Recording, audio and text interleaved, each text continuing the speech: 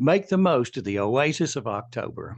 That's what we're talking about today. Hi, this is Frank Buck, and this is the place to be if you want to get organized and make it look easy. October's always been my favorite month. It was during my years in education, and it continues to be. What I'm sharing with you today is a piece that I wrote for middleweb.com. Middleweb is a site for middle level educators, and what you're going to hear me talk about is directed toward the education community, but I think you're going to find ideas that are applicable to a much larger audience. So, what do I call it the Oasis of October? Well, by that time in the school year, procedures are well in place. The beginning of school events are behind you.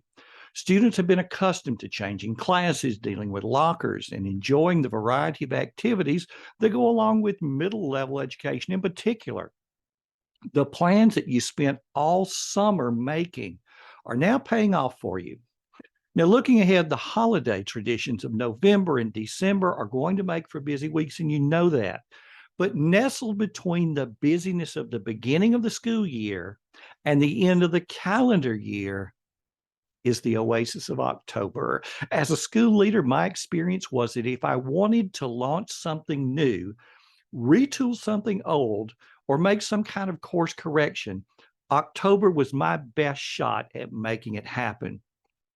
So hopefully you have the tools that are going to make you successful, like the Tickler File that handles the papers, a digital task list that puts everything you have to do in one place, and you've identified those repeating tasks that are going to come around every month, every year, and that's paying off for you. October's a prime time to review those repeating tasks that you identified over those opening weeks of school and back during the summer.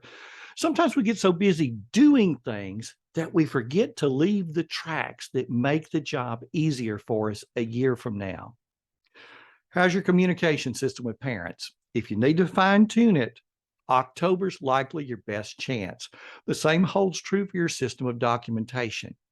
And as you look at your repeating tasks, how many of those could someone else be handling?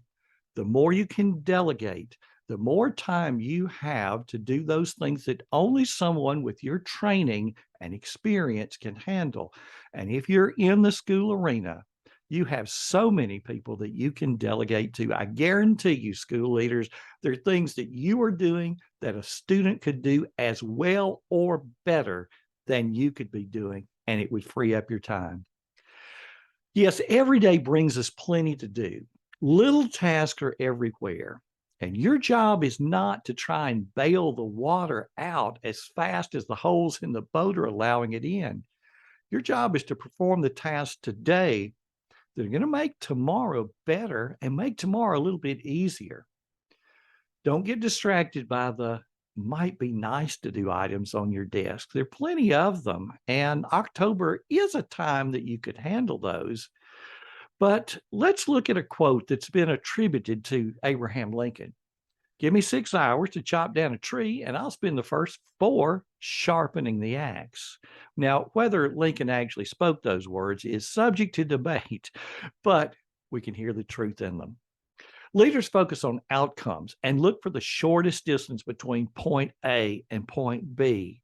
And the good ones become very good at identifying what's necessary, what's nice, what's got to go. Most importantly, leaders are found in different roles. For many, school leader is a synonym for the principal. But what about the assistant principals and instructional coaches? What about the department head who's balancing the role of a full teaching load, along with that of shaping the direction of a curricular area?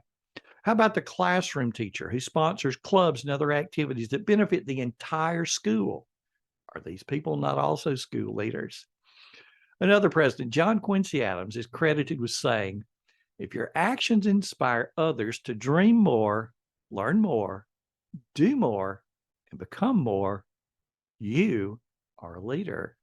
And this quote seems to be for real. Given this definition, you probably see yourself in those words. The question becomes how to maximize your impact. So first of all, invest in yourself. Fly on an airline and you hear the same instructions. In the unlikely event of loss of cabin pressure, oxygen mask will drop from the ceiling. Securely place your mask on first before helping anyone next to you who may need assistance. Well, the message is clear. You can't help someone else until you first take care of yourself. Every good thing that you do for yourself or others happens through the dimension of time. Get control of how you spend your time, and you begin to fit the definition of leadership crafted by John Quincy Adams. My purpose in bringing you this episode is twofold. First, it aims to inspire readers at an important point in the school year, and I hope that at this point in this video, I've done that. If you're still with me, it's probably true. And second, for those who have watched this far and are hungry for a game plan, I've got something for you. If you don't already have a Tickler file in place, now's a great time to do that. And I've got links in the show notes over at the companion blog post that are going to help you with this. Plus, if you've joined my email list, you've probably already gotten some help on this. And if you haven't joined the email list, do that today. I'm going to send you a free guide that's going to show you how to get that Tickler file set up and ready to go. So how could you use that Tickler file? Well, the possibilities differ from person and position, but here's some ideas, including several from a starter list that I share in chapter 1 of my book, Get Organized: Time Management for School Leaders. Birthday cards need to be purchased for friends and relatives and colleagues, right? Well, here's a little trick. Buy them all at one trip to the card shop. Address all of the envelopes in one city. You could even run, address labels. Attach the return address labels to the whole batch at one time. And then in the spot where the postage stamp is going to go, write the date that each one needs to go in the mail to get there on time. The postage stamp later is going to cover that up for you. And then drop the cards in the appropriate Tickler file folders. Now you've earned the right to forget about it. Birthday cards are handled for the entire year. Throughout the year, cards will appear on the exact day they need to be sent, and you're never going to forget a birthday again, and it's super easy. Let's say you're completing a report for one of the committees of which you're a member, and you see that you don't have all the information that you need. Well, rather than allow the draft of that report or a paper folder containing information about that report to just sit on your desk, add to your task list what information you need to obtain and make a plan for getting it. Who do you need to talk to? Who do you need to call or email? Give some kind of reminder to. Put that on your task list. Slip the draft of that report or the paper folder with the supporting information. Put that in the Tickler file for the date when you think you'll have that information. On that day, there it magically appears, and hopefully you'll have the information. You'll be able to move forward on that project. All right, here's another one. Let's say you're promoting the school play. You're either the principal, you want people to attend, or you're the person who's sponsoring that play. And so as part of the publicity, you want to compose a series of messages for the school's morning announcements, each one growing in enthusiasm as the date of the school play approaches. Well, batch that task.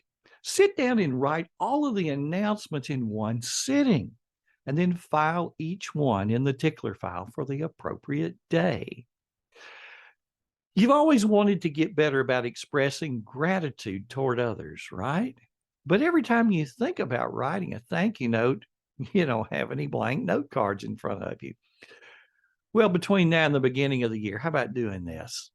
And just buy yourself 52 blank note cards and matching envelopes, 52 being the 52 weeks of the year. Scatter them out through your Tickler file so that about once a week a blank note card surfaces.